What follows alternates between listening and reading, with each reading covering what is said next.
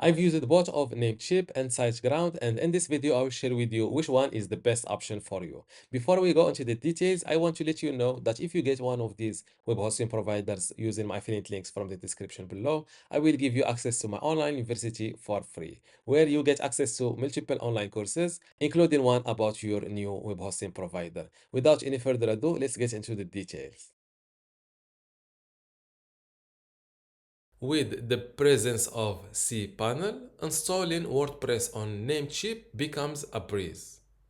Once inside cPanel, navigate to Software and click on WordPress Manager by Softaculous. Ensure that you use HTTPS to avoid security issues with web browsers. Verify your domain name if you have more than one. Give your blog a name and description. Then choose a username and a strong password, and use an email address that you have access to. For language, I will leave it set to English. For plugins, I recommend checking all if you're unsure about what you need. And for the advanced options, select weekly for automated backups, then hit install. After a moment, your brand new WordPress site is ready to be customized as you want. Installing WordPress on SiteGround was easy. First, go to WordPress, select Install and Manage. Click on this Select button below WordPress. Select your domain name, your website language, installation path, username, password, email address, and hit this Install button. And just like that, your WordPress is installed on your domain name. A cool feature I really like in SiteGround is the staging feature. It helps you avoid breaking your WordPress website when performing risky tasks like updating plugins or themes. How does it work? It creates a duplicate copy of your website. You can test those risky changes on the copy, and once you're sure everything works fine, you can deploy it, meaning you publish the changes to your live WordPress site. Creating an email account on Namecheap is easy. Look for email inside cPanel and click on email accounts. Then click on create. Select your domain name, enter the username that you want to use, and a strong password. For the storage space, I prefer it to be unlimited. Also, I want to receive instructions on how to set up a mail client. When you finish, click on Create.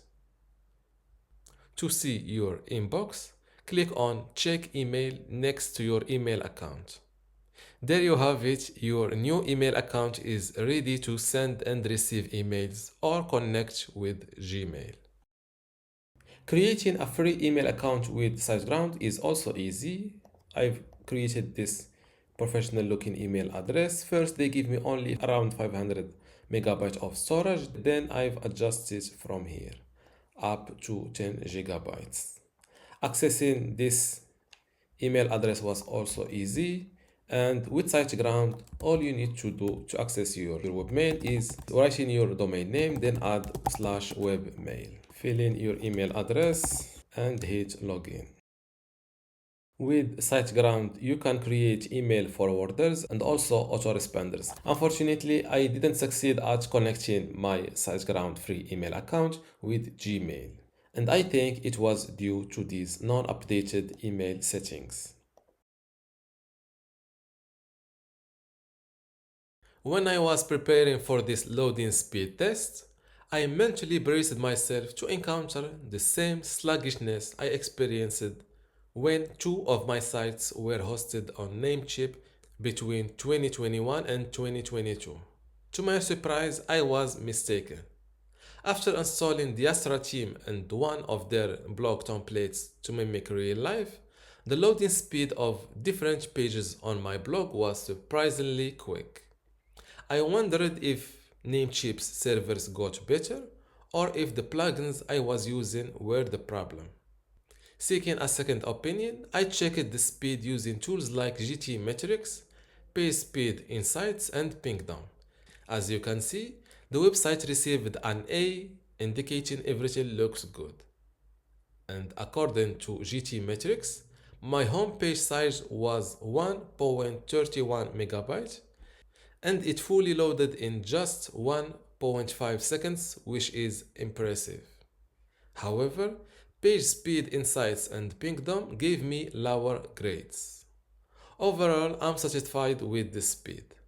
In comparison to other hosts, I found it definitely faster than DreamHost, on par with Bluehost if not better, and slightly slower than Hostinger.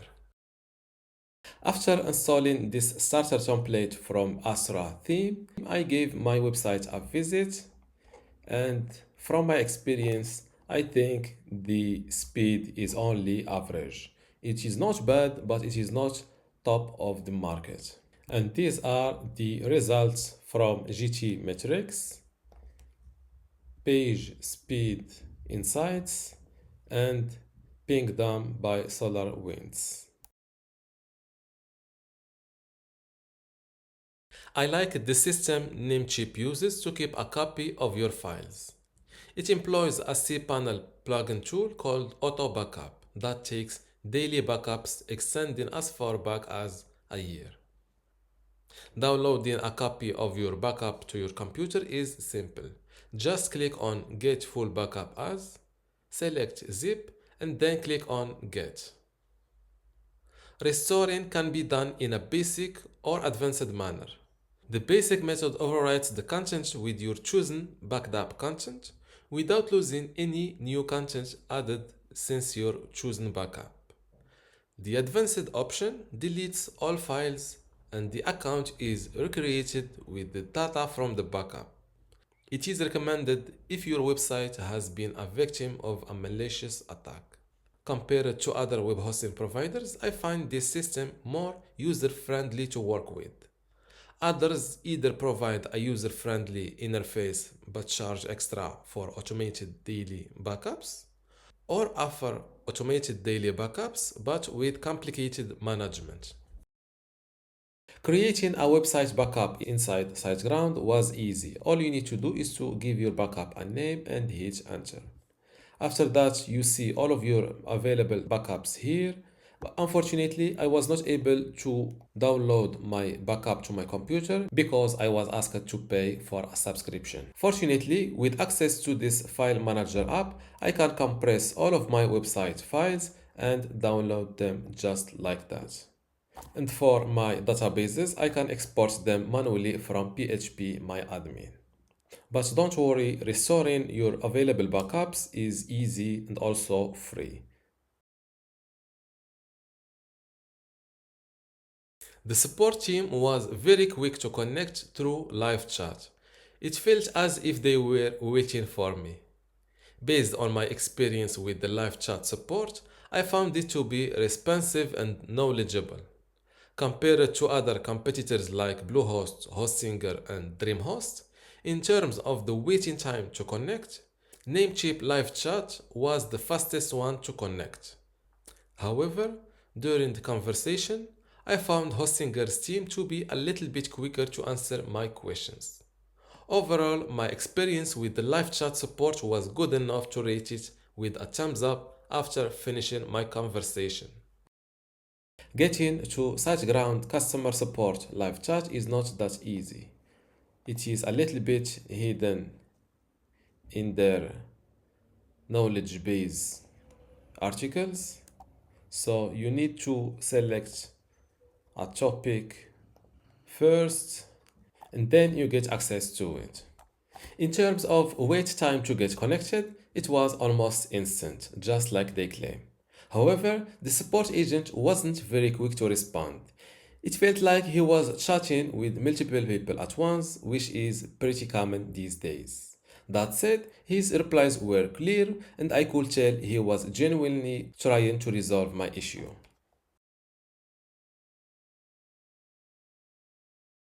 The first thing I liked about the website builder that Namecheap provides is how easy it is to use and that it does not intimidate first-time users.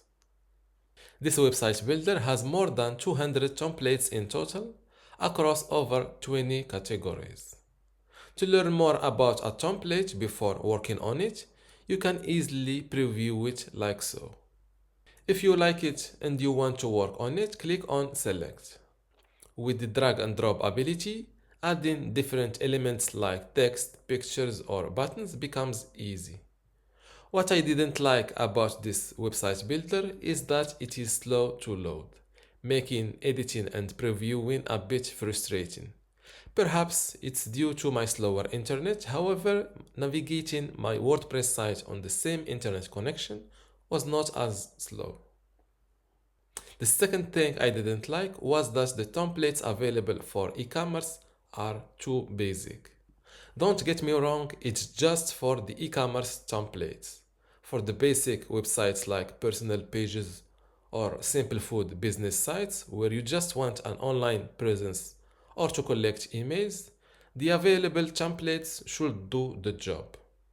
Lastly, I found that the loading speed of the websites made with these templates was acceptable, if not particularly fast.